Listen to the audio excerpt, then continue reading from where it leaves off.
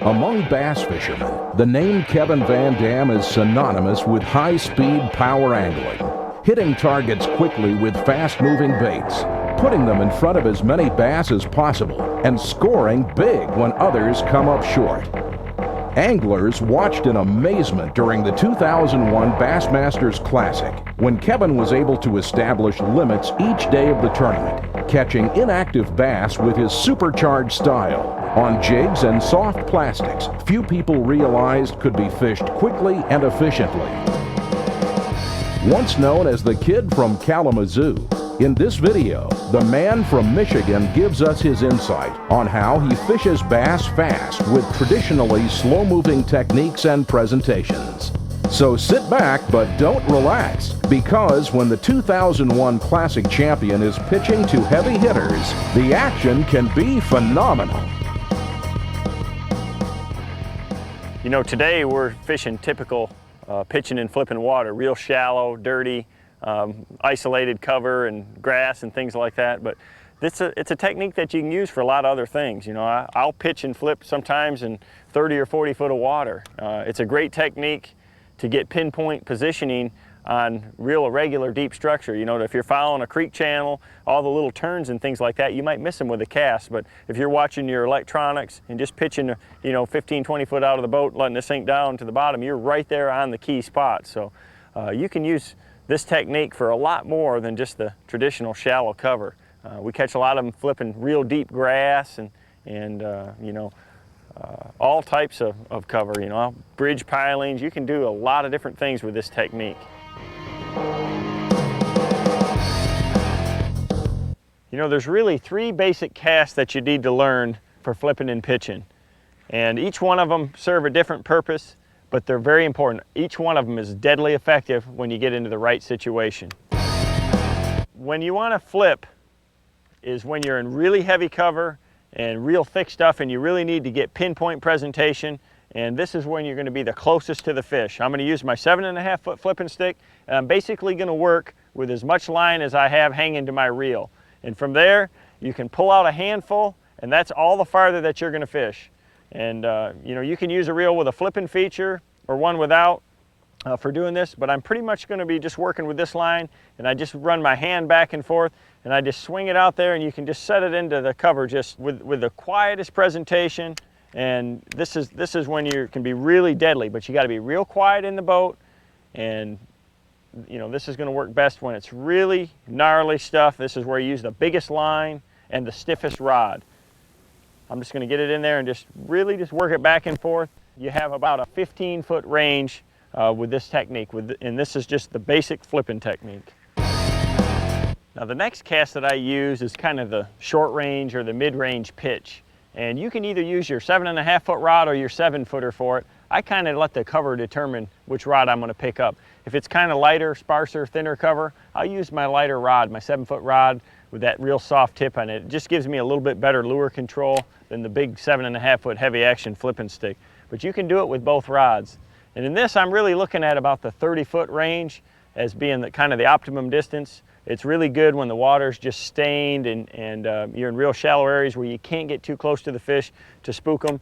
And the best way that I like to do it is I start with the lure in my hand. It gives me a lot of good control to get the lure pointed in the right direction. And basically all I'm going to do is let go of the lure and lift the rod tip as the bait swings out there, just like a pendulum. And the key to this cast is keeping tension on the line through the whole cast.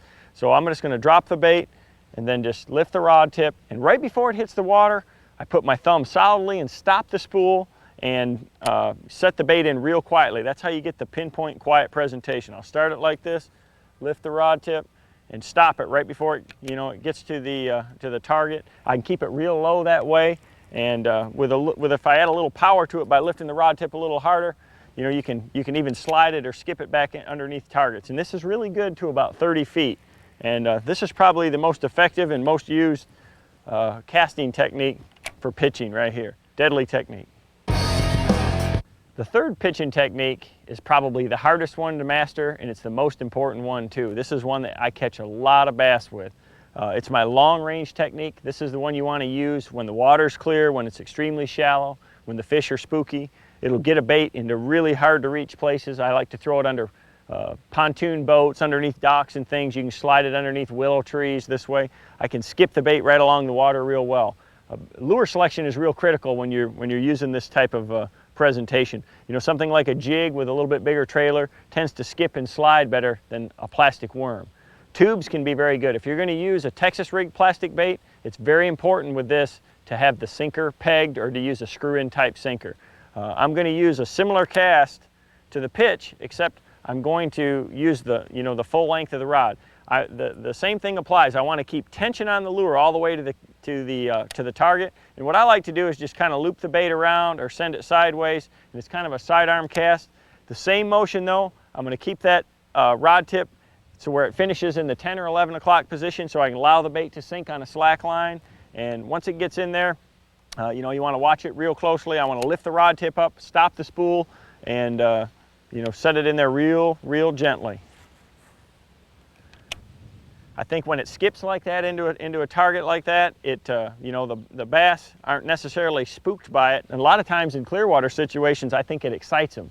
As that bait comes sliding back in there. It's really not making a lot of noise, and it's a presentation that you can really get a long ways from the fish and get it into places where other anglers don't get any type of lure. These bass generally don't ever see a lure.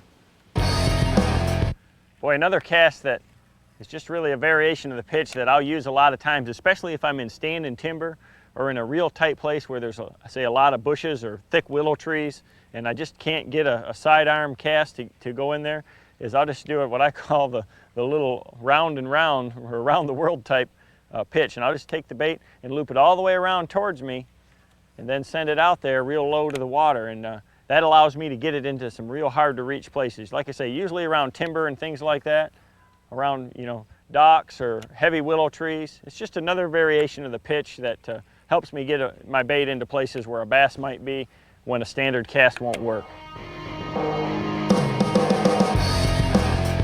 One of the things about this technique is it's really important to have your reel set. And this is where you don't want to skimp when you're buying a reel for your pitching and flipping rod, because spending that extra money will get you a better, smoother reel that's going to make it easier to cast with.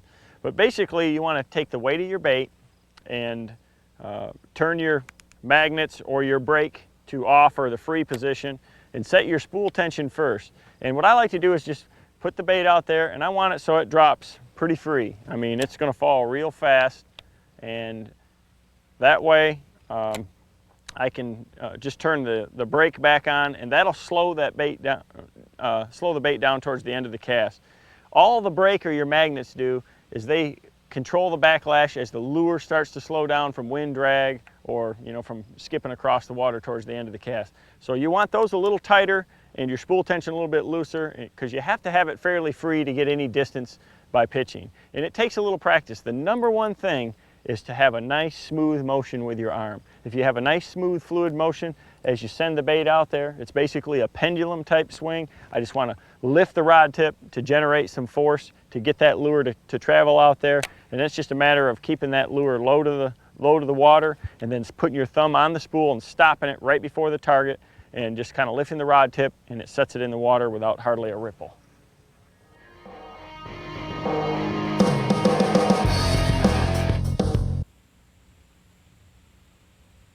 There's one.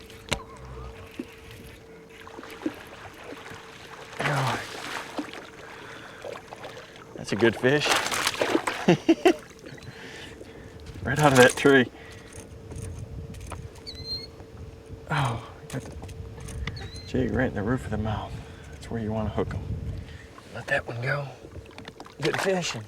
The equipment that you use for pitching and flipping is real critical.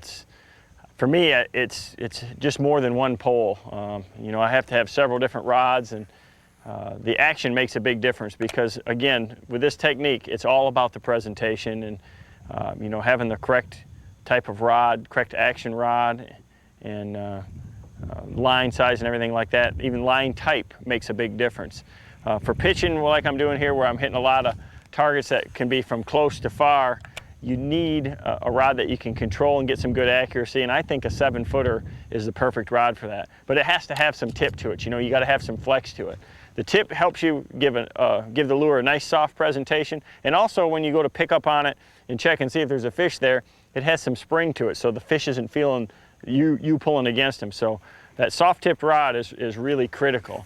You know, if I'm going to get into a real heavy cover situation where there's, you know, a chance for a really big bass, then I need to go to, you know, even a heavier rod and heavier line. I pretty much fish with 20-pound as a starting point for pitching and flipping, and I go up from there. You know, if you're down at Sam Rayburn in Texas and flipping bushes, you might catch a 10-pounder, and you know, that's a good place to throw 30-pound test. Now, myself, I've really come to use a lot of fluorocarbon for pitching and flipping the last couple of years. The thing about fluorocarbon is if you're in clear water, it's pretty invisible to the fish, so you can get away with the larger diameter. It's really low in stretch, and it's super high in abrasion resistance, which is very important because you're always throwing around a lot of this, you know, real gnarly stuff, rocks and trees and laydowns and things like that. A good bait cast reel is real critical too. You know, I mean, it's not any place to skimp is on your pitching or flipping reel, because you need something that's very smooth. It'll help you with that presentation to get that bait in the water real quietly. If you you know, spend a little bit more on your rod and your reel and get a really good action, it needs to have that fast tapering tip, or what I call a real fast action. You know, it's important to have something that feels good in your hand too, and a lot of the rods out there have got butts that are just really long and kind of get in your way. You need something that's pretty maneuverable, and you know, you need something that's comfortable. You know, these low profile reels, I've got smaller hands, they fit me really well. And you know, I want a high speed reel too, and part of that is when you hit a fish out there a little ways and he's really moving fast, you can keep up with him. But the big reason is because you'll make that pitch, you'll fish it through the strike zone, and then you want to get it back in real quick and make your next pitch. So it just keeps your bait in the strike zone a lot longer. You can make a lot more pitches per hour that way, and you know, it's gonna translate into more strikes in a day's time.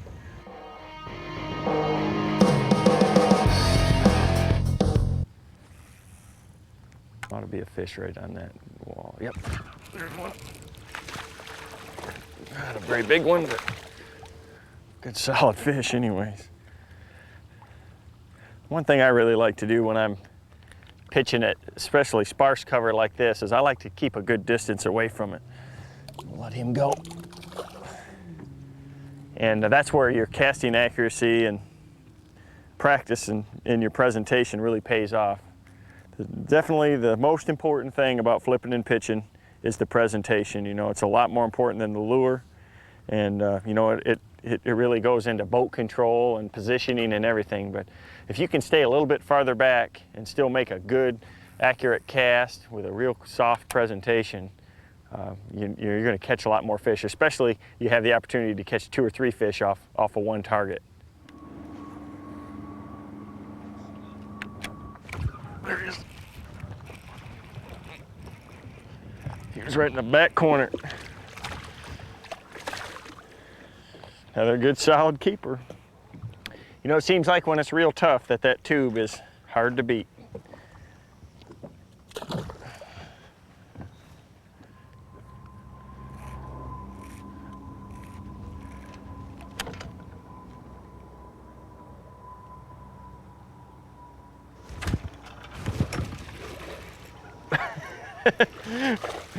Sometimes there's 2 on the same dock. Sometimes there's a couple of them where they're, and I mean, that fluorocarbon right there, that's that Bass Pro XPS fluorocarbon. I just love it for pitching. I was right over the top of that steel of that boat lift right there. Just let that guy go.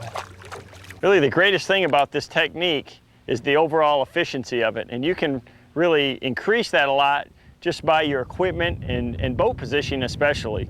You know, if you've got a really good rod and reel and you're real confident and you've practiced with it, you can just keep that lure in the strike zone. This is about making inactive fish react to the bait that's being dropped right onto their nose. If you can get it in there quiet without spooking them, they'll react to it. Boat positioning is a big part of that. You've got to be easing along nice and quietly. You're close to them anyways, so you don't want to be stepping on and off the trolling motor a bunch of times. I want to turn it down and keep it going at a constant speed. I like to work into the wind, or like we're doing here, the wind's going one direction but the current is going another. You know the fish are going to be facing that way, So just try to think what the total efficiency of the spot, the presentation, everything. I'm going to choose my lures to be the most efficient. You know, a plastic worm falls down through the grass better than, say, a jig does. So a lot of times I'm going to use a worm for that situation. The water clarity is going to be real important. You know, a streamlined bait like a tube in a little bit clearer water will trigger more bites. It's going to fall a little faster. The size of the weight, you know, a heavier jig or a heavier tube, sinker or whatever, is going to trigger more of those strikes in clearer water. In dirtier water, something slower and bulkier is usually better. So the overall efficiency is what's really good about the technique. You just have to choose the right equipment and, you know, boat positioning and everything to make it 100% efficient.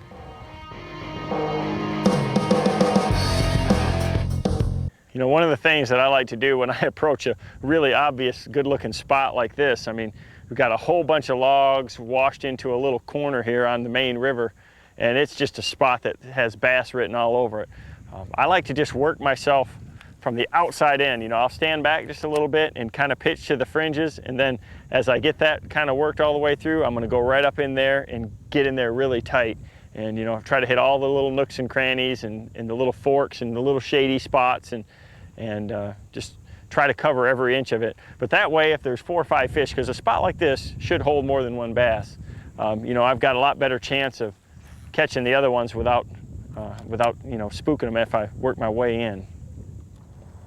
Your lure positioning is real critical, your presentation. You know, each pitch that I make, I want that bait to fall vertically right on the spot. And you know, I try to have my rod in position probably, you know, up at 10 or 11 o'clock so I can let it fall with an you know, complete slack line, and I'm going to watch that line on that initial fall, and that's when you're going to get most of your bites.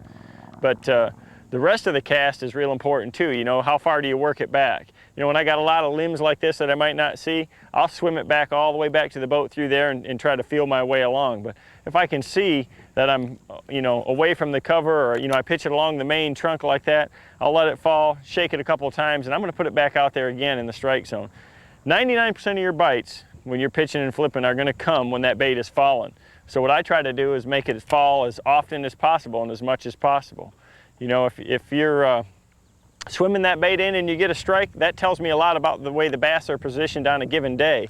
And you know, they may want the bait swam along. I'm always paying really close attention to what's going on when I do get a bite, what the bait was doing. Was it falling? Was I swimming it? Did I pull it over a limb? Was I shaking it? What exactly was happening? Because chances are, if you can catch one by doing it one way, there's more of them out there to be caught the same way.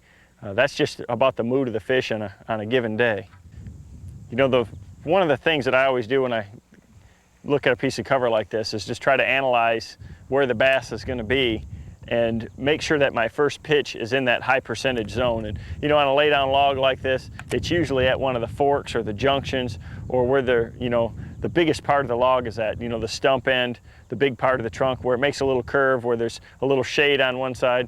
And you know, what I want to do is make sure that that bait falls right in that spot. I told you that making the bait fall is really critical to catching these fish. I want the bait to drop straight vertical down into the spot. So I'm going to make sure that that first pitch to that target is going to be right on the money, and it's going to be right in one of those high percentage zones, because what you're actually doing is you're making that fish react. He's not there to feed necessarily, but all of a sudden he's minding his own business, and your bait comes in there, it doesn't make a splash, it doesn't make a sound, and all of a sudden it's like, boom, it's right in your face right now. They just react to it. That's why this is such a good technique after cold fronts. The fish are tight to the cover already, they're sluggish, they're really not in a feeding mood, yet all of a sudden that bait drops right on their nose, and they just react to it. They didn't want to bite it, they just couldn't help themselves, and that's why, you know, it's such a super technique.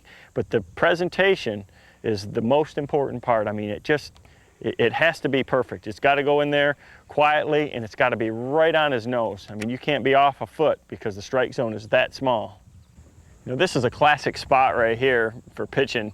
You know, I could stand back and cast to this just as easily, but the thing that I like about pitching is I can really get that pinpoint presentation and really cover this little rock pile very thoroughly. I mean, the water's real dirty. As long as I'm real quiet on the trolling motor, I can get in there real close. But what I want to do is work down through there, and I'm going to drop my bait about every 1 foot increment through there and just really feel everything that's there, because a lot of times it'll just be one extra big rock out there that'll hold the fish that you might miss if you were standing back and casting. You just get a lot better feel, a lot better control, and you can work a small area a lot more thoroughly like this.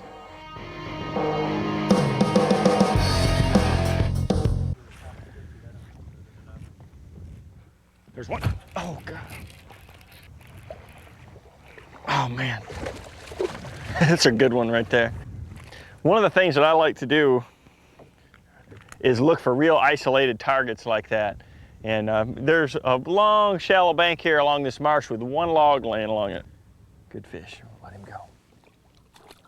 There's a real shallow marsh bank right here, and there's one log laying there. You can see the stump there, and you know, it's just a perfect scenario. I'm going to pull up, and he kind of got me in that log. I'm going to have to retie, but I'm going to pull up and start pitching to something like that. And when you can't tell where the limbs and stuff are, it's going to take a few casts. You need to work through it and feel your way around. And what I try to do is get the bait to crawl down every limb. And with a jig like this that's got a good rattle, you know, I'll get it against that limb and just kind of shake it there and get that rattle to work. And that bass right there, it was about my 10th or 15th pitch to that same log. And I just got it up against the limb and I shook it and got that rattle to work. And you know, he just took it right off the limb away from me. Well, I'm going down it perfect too. I can feel the jig just dragging right on the side of it. That's what you want to do on these underwater logs like that, is just kind of feel your way down there and try to feel where there's limbs and stuff coming over there, and just, I really like a jig for doing it, because you can really get that rattle. That jig will kind of hang against the edge of the tree, and you can just shake that rattle, and that'll get a lot of fish to bite a lot of times. There's a good limb right there. Just sit there and shake it. Pull it along. Get a real good feel of it that way. There it is. Good fish.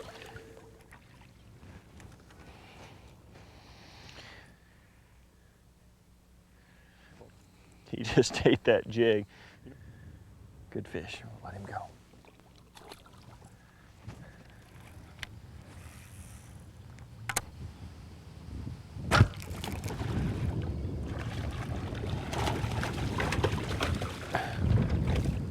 Chunk.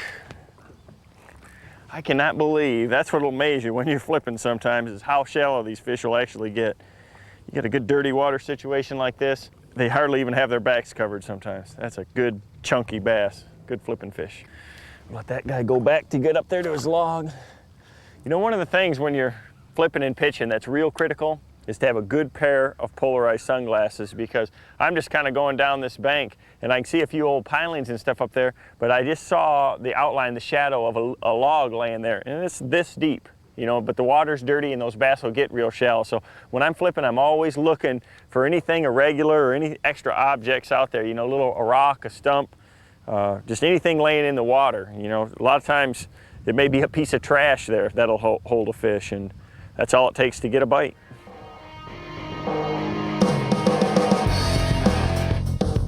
You know, when you're flipping and pitching, shade is a real critical element to be thinking about.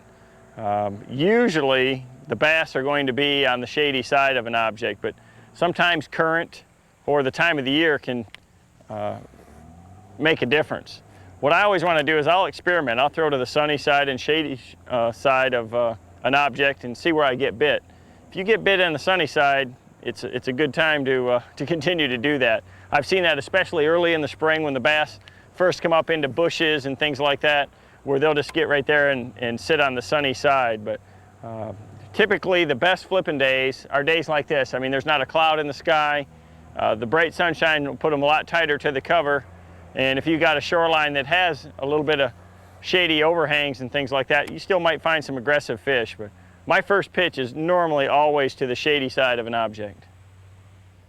You know, one thing that I always look for is anything that'll provide some shade cover. There's just a little clump of flat pads right there, and that's just a primo spot. But if there's any kind of blown in grass, or, you know, a dock or anything that provides any kind of shade, you know, especially if the wind is kind of pushing into an area like that, it can be really dynamite. Bass, you know, they like to get underneath there just so they can sit on the edge and ambush bluegills or anything that comes by. So always be kind of watching out for anything, whether it's, you know, a trash pile blown in on a river system, you know, sawdust from a flood, or blown in vegetation, lily pads, water hyacinths, things like that are all good things to flip.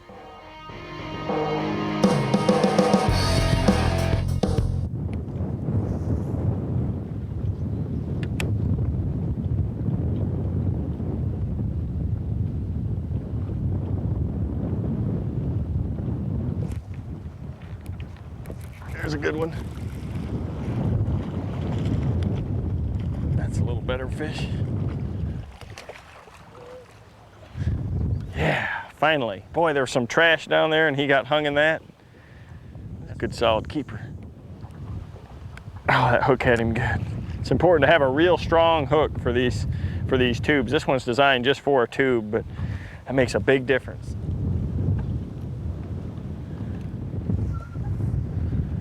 A lot of people don't like to fish in areas where the wind's blowing in there real hard, but I've found that it can be dynamite. And you know, when you get in close like this, it just makes it a lot easier to get your bait where it needs to be, and that's real tight to the cover. So the other good thing about it is the wind will kind of cover a little bit of noise that you may make, and allows you to even get closer yet. So you can afford to be a little sloppier when it's real windy like this, and you're in your presentation, and it is harder to get it back into some of those areas, but it's well worth it. Oh gosh, there's a good one right there. I mean, there's a bigger one. Oh no, he's just foul hooked. I thought he was a lot bigger than that. Still a good fish.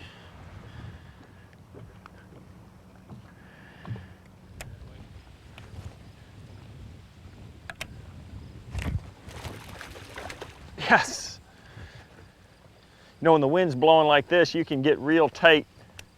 You can get a lot tighter to the cover, and you know, on a wall like this that has a lot of different ins and outs to it. You know, that's what you need to get a good pinpoint presentation. You know, the wind's covering your approach. You can afford a little bit more noise, and you know, with the trolling motor and even with the splashdown, but it's just a lot easier to get a perfect presentation and drop that jig right down on them. And I'm going to hit every one of these pilings going down through here. There's one. There's two of them right in one spot. That's a good fish right there. Oh. If I can get a hold of him. That's a nice one. You know, with the wind blowing in there, a lot of times, a lot of people think when you're flipping that you need it real calm, but you know, the wind kind of activates the bass a little bit. The bait fish will be in there, you know. Crawdads are kind of getting knocked out of those walls and stuff like that, and they're going to be more active, and those bass are going to be a lot more aggressive. So go back there and get back up by that wall.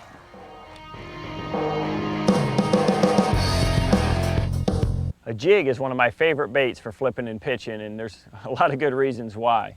First off, it catches big fish. It's a bigger, bulkier bait. It imitates a crawdad real well. If you choose the right colors, you can imitate a brim, a shad. Just about anything a bass eats can be imitated with a jig. All you have to do is choose the right color, size, and weight for the conditions. Now, in general, the way I pick jigs is off the water clarity. And you know, if I want a jig for dirty water, I'm going to use a darker color, black, black and blue, you know, purple, things like that in dirtier water. As the water gets clearer, I start to use colors more natural. Watermelon, pumpkin, brown, things like that. And if I know the bass are feeding on a certain type of forage, I try to match it. You know, when the bass are on shad, for instance, a white jig is hard to beat. If they're, you know, around bluegills and things like that, especially around the spawn when they're chasing bluegills away from their beds and things, I'll use a bluegill color or something with a, you know, a chartreuse tail on it, something a little flashier like that. So color is real important. The other thing is size, or the weight that you're going to pick, and how much you have the jig trimmed. A jig right out of the package is a big profile bait. It has a long skirt on it, and generally I'm going to trim just about every jig right out of the package. But the weight of it is going to control the fall, along with the trailer that you put on there.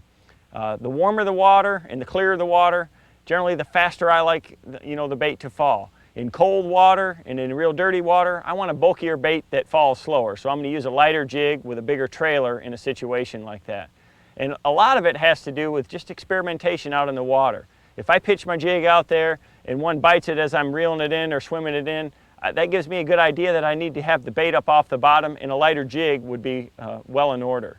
So if I have the bait where I'm shaking it on the bottom and that's when they're biting it, there's a good chance they're probably going to be really feeding on crawdads in that situation, and a heavier jig that gets down on the bottom and stays down there is going to be better.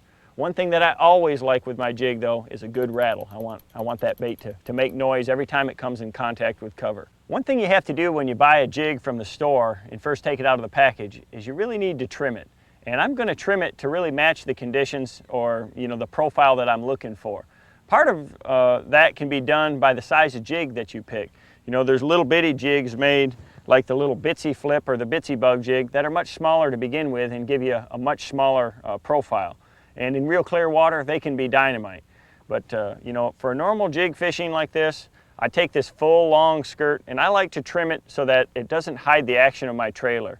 And I'll just take a pair of scissors and I'll pull the skirt real tight and trim it basically right behind the hook, somewhere between 1/4 inch and 1/8 inch right up to the hook. The clearer the water, the shorter I like that skirt. And that way it won't hide the action of your trailer. The next thing that's real critical is the weed guard itself. If you're fishing in grass or vegetation, sometimes you can trim the weed guard down a little bit, to make it a little bit softer. But most of the time I like to leave mine all the way full because you never know when you're going to find a piece of wood or something to throw at, and you don't want the jig to hang up. What I do like to do though is I like to cut the angle of that weed guard down a little bit. And what I'll do is I'll cut it parallel with the hook right from the top there so it's nice and flat. And what that does is that stiffens those bristles up by shortening them, and it makes it a little more weedless. And as it's going through the water, if a fish sucks it in his mouth, it's less apt to keep you from hooking the fish. And that jig right there is ready to fish. Once you get your jig all trimmed, then you're ready to put a trailer on it. There's a lot of different types made. First off is pork. It's been around forever, and it's probably still the best in a lot of situations. In real cold water, I like it a lot. I think it has the best movement, and it has a real good soft feel and taste to it. One thing that I like to do to it is I'll just kind of split the end of those pinchers a little bit to make them kind of look like a crawfish. You see that? Kind of just cut the end like that, and that gives it a little extra action and looks more like a crawdad. And again, you can use the size of your pork to control the rate of fall of that jig. Plastic trailers have become real popular in recent years, and they have advantages because they just don't dry out, and you can get colors that you just can't get in a pork frog. You can get flake in them, and they can be a lot flashier, and that's really when I like to use plastic, is to get some odd shapes and some odd colors. Smaller profile trailers like this are going to be real good on the smaller jigs, the little Bitsy Bugs and things like that. A big trailer like this Super Chunk is really good for swimming type actions. It has a big profile to it and a lot of movement. A big piece of plastic like this or pork will really slow down the fall of a jig. Real cold water, early in the spring especially, when you want a slow fall, a big trailer like that can be dynamite. If I'm swimming a jig, say around boat docks and things like that, a lot of times I want an action type trailer, so I'll use a twin tail like that, and I'll match the color to the jig.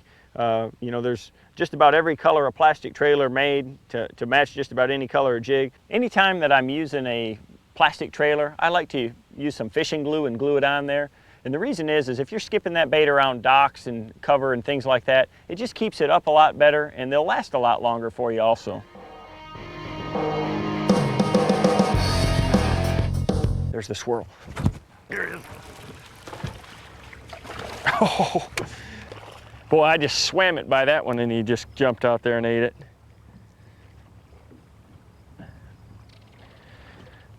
Every day it's an experimentation, on these fronts and things like that. You'd think the fish would be unaggressive, and that one there, I kind of made a pitch all the way to the back corner and just swam it to the front, and he took it off the top like a spinnerbait.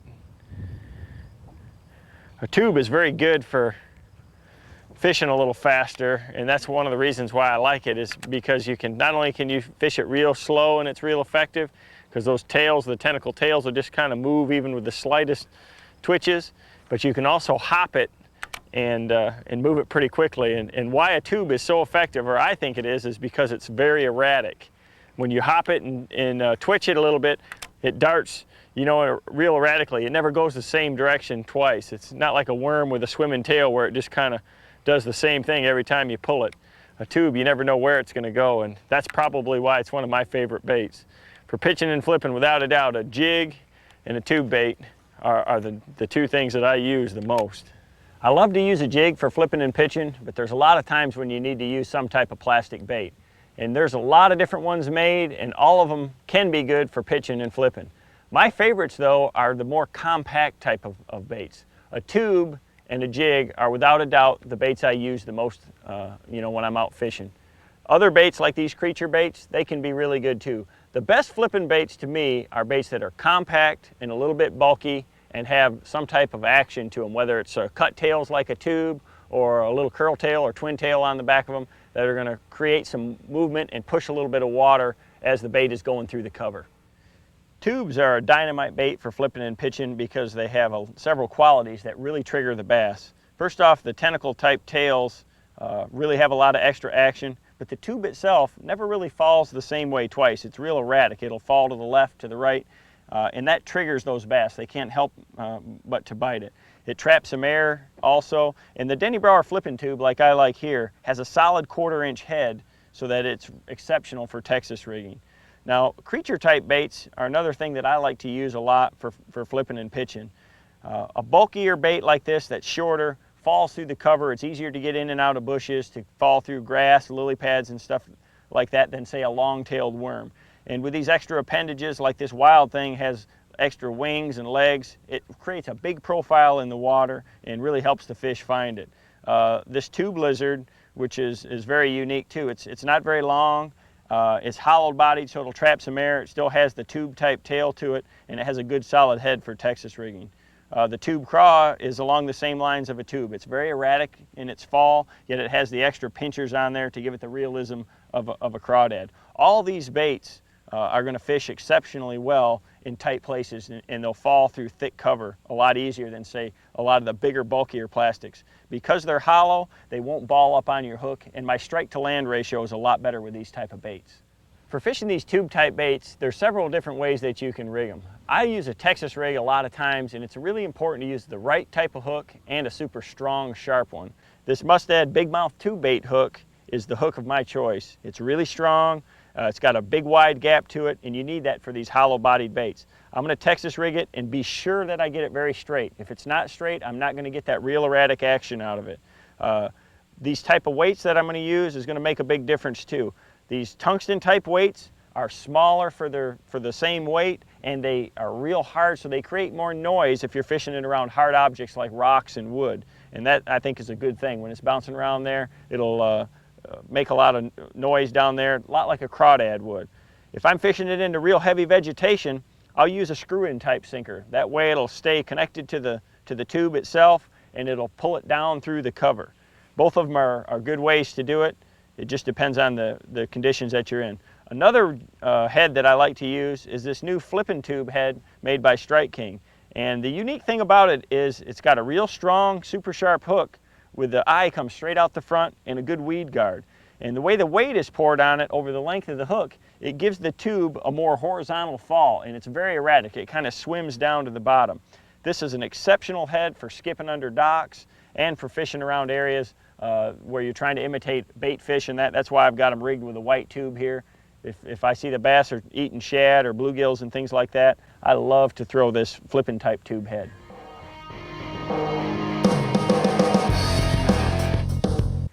You always have to watch that line on that fall. I mean, it's what I'm doing every time. I make that pitch and I have that rod in position to where I can drop the rod tip to let that bait fall down, and it'll fall 6, 8, 10 feet.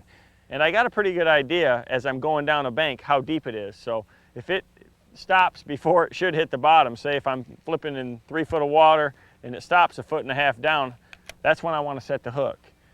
If I see a twitch in the line, that's when I want to set the hook. If I don't see anything, I want to lift up on it, and you just want to check the weight of that lure. If it feels any different than what it does, just being out there in the water, it feels any different at all, a little lighter, a little heavier, anything like that, see if it's moving at all, then you want to set the hook again. But you want to pick up on it real softly, and that's why the real springy tip and the fast action tip really helps you. That way the fish won't feel you, and you can feel him.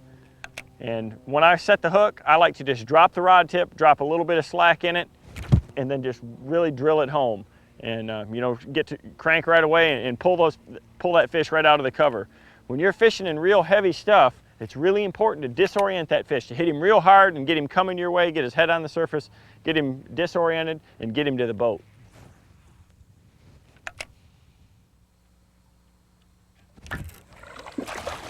Another good one. Yeah.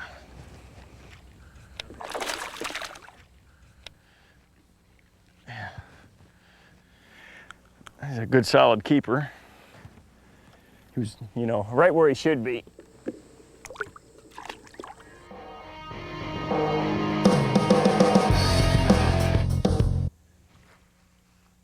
Boy, when it's real slick and bright like this, it's real critical to have a superb presentation. And one of the things that I like to do, kind of in the off season or when I'm watching TV at home, is just sit there in the living room with a rod and practice my pitching, because you know, being able to drop that bait in there real quietly and get it right to the exact spot on the target when it's like this is critical. You know, the fish are real spooky right now. A lot of times they're suspended in the cover up a little higher, so they won't tolerate any splashdown, and it's real important to drop it right on their nose. So you want to just really be good. When it's like this, it's tough. You know, if you got wind and current and things like that, that helps kind of cover a little bit of the splash up and you know, maybe some of the boat noise. So when it's like this, though, you can't make any mistakes.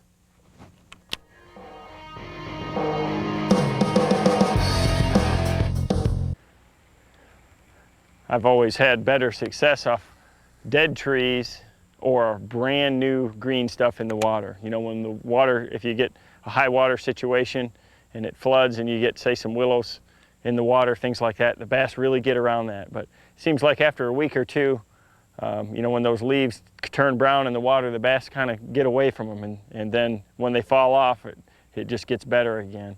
I'm sure it has something to do with the pH, but bottom line for me is if I see a good looking tree laying in the water, I'm gonna fish it.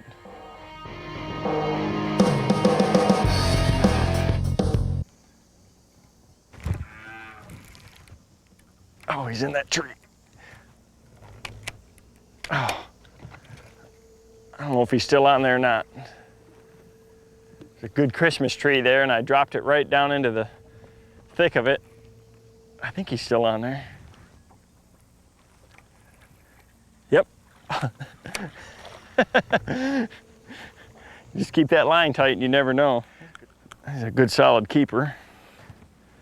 He was, you know, right where he should be on that Christmas tree like that. I mean, somebody obviously planted in there and it came off the bottom and floated in there. But you know, one of the things you always got to keep in mind when you're going into an area that has a lot of cover, I mean, isolated cover like that, that's where the bass should be. But if you go down a bank and there's just 20 or 30 laydowns in a row, how do you know which ones to choose? You know, and you know, I don't always neither. But one thing that's real critical is to be watching that sonar. A lot of people think when they're flipping, you know, shallow cover, they don't need a depth finder. Well, I'm always going to be watching that depth finder, and I'm looking for a couple of things. I'm looking for bait fish activity, I'm looking for hard bottom, and I'm looking for a depth change. You know, if there's a bank with 20 laydowns, there might be a little stretch that's a little bit deeper, or maybe a little shallower. And you know, the first time is an experiment. If you can find them, you know, where they're keying on a little bit deeper water, or they're keying on that little shallower water, then you know what to look for as you go around to other places in the lake. But it's so important to be always keeping an eye on that depth finder when you're fishing shallow water. It's just as important as deep structure.